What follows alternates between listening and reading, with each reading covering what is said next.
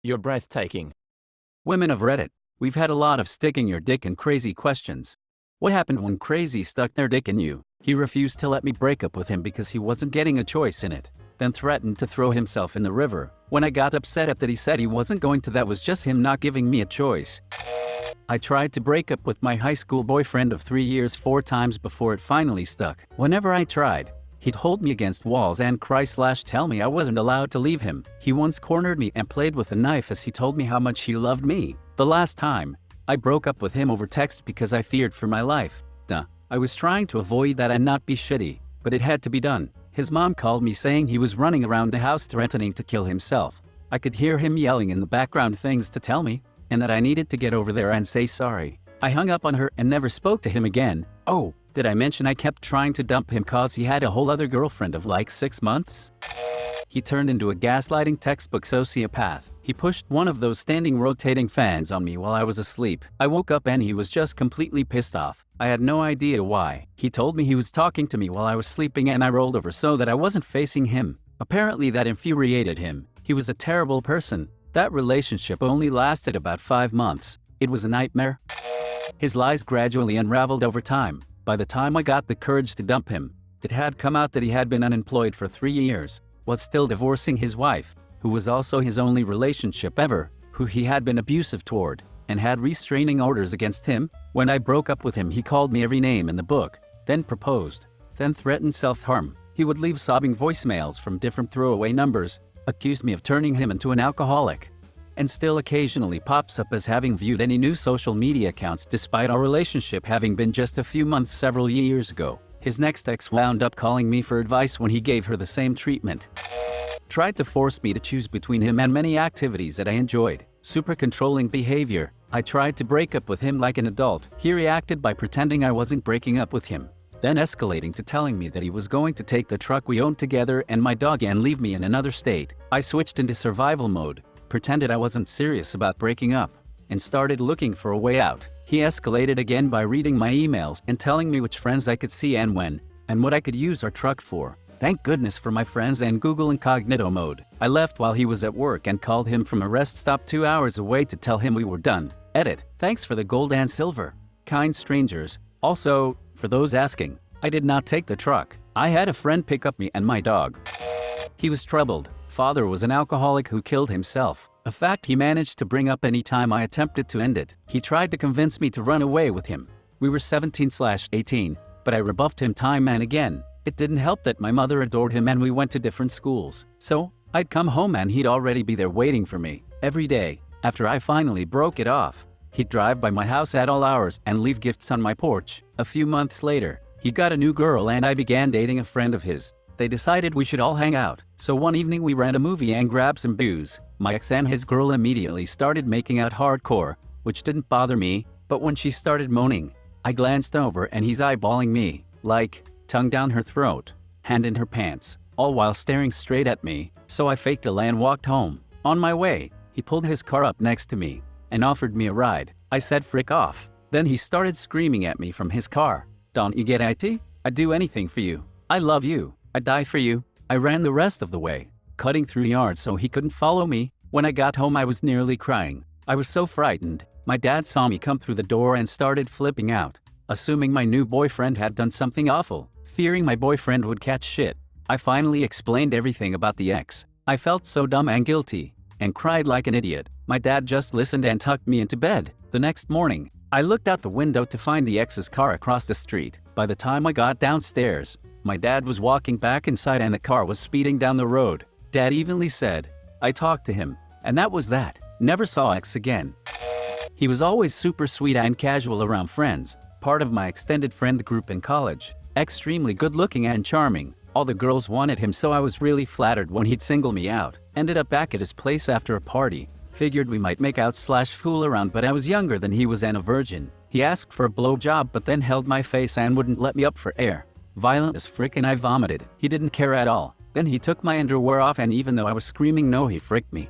I had a tampon in because I was on my period and I don't think he even noticed. Waited till he passed out in the vomit and blood and walked home. You don't really know what anybody is like behind closed doors. Needless to say, I'm rocking some serious trust issues now.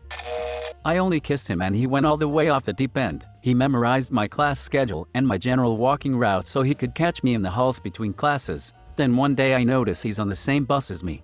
I'd never seen him on the bus before. It was very obvious that he was following me home since I walked through a large empty field to get from my bus to my house. After that day I frequently saw him walking past my house or wandering through the neighborhood. I stopped going on runs or walking by myself. I was only 14 so I couldn't drive. I took the bus everywhere so this guy put me under house arrest. I was afraid to be home alone but I also didn't have the ability to go anywhere without my parents. Eventually I told my dad what was going on and he started standing outside menacingly and stopped the kid stalking me and told him if he ever saw him near our house again he would be calling the police. Despite being the nicest guy in the world, my dad can look really scary. Eventually my stalker switched to another girl in our school, then another. After sophomore year he had apparently moved because nobody saw Creepy Mike anymore.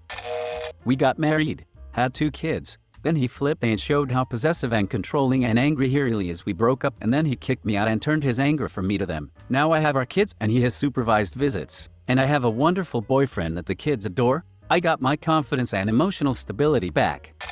He was really hot and seemed normal. But after the first date I realized he's not normal and tried to keep it casual. Then he started driving by my work every shift, calling my friends' houses when I was there and asking to talk to me. He showed up at my work's holiday party and sat in his car outside the whole time. Just really weird behavior that I knew even as hot as this guy was, he was not someone I felt comfortable with or wanted to spend time with. I eventually moved away and it stopped. But years later I saw him at a bar and he came up to me and told me I was just like my mom. I noped right out of there and haven't seen him since. Let's see. Multiples. He turned out to be a pedo who was only into me because I looked about 4 years younger than I was and was underdeveloped. 3 years and I started looking legal, so he got the number of one of the freshmen I was tutoring, got her drunk, and raped her, called cops, noped out. He stalked me for months and kept asking me to marry him, controlled everything about my life from my job down to my hair color and diet. He proposed. Then one day I got a letter from his wife. He tried to lie his way out of it, noped out. Turns out he was a sex addict. He fricked every willing female he could find. Names not required. He got frustrated and raped me while I was recovering from abdominal surgery. Resulted in my child. He left me after the baby was born because he wanted a girl. He later broke into my house through a window, broke the glass, and stole a bunch of stuff. Currently owes a frick ton of child support.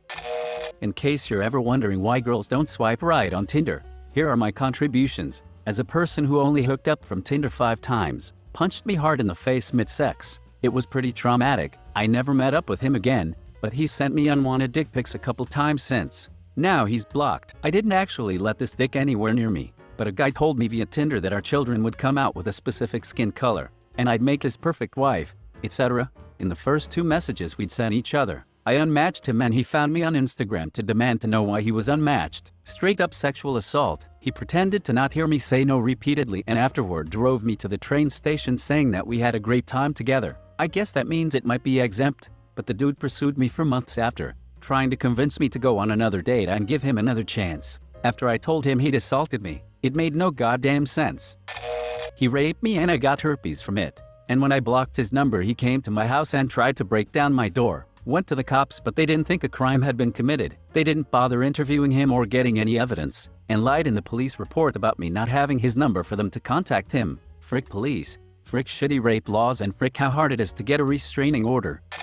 He became fricking obsessive, probably because he lost his virginity to me in his mid-20s and had never had any sexual attention from other women since he was from a conservative country. I told him over and over again that I just wanted to be friends after we had sex a few times because he had too many issues. So we later hang out as friends and play video games and drink. Then he tries to make a move on me and I say I don't want to do that. Then he says he's going to sleep. So he sleeps in my bed and I sleep on the couch, which is a few feet away. Then Scumbag McGee waits until I'm passed out to get on top of me and frick me. Scumbag McGee apologizes over and over, claiming he didn't remember. Scumbag McGee had 2 shots of vodka and was lying. Scumbag McGee continues to try to get back with me as friends and eventually starts showing up at my house uninvited. Unfortunately, I work with this scumbag, and I'm looking for new jobs to get away from him for good. Only good thing is that he's not violent with anger issues, just really obsessive and I'm guessing mentally ill. We actually hear about it all the time.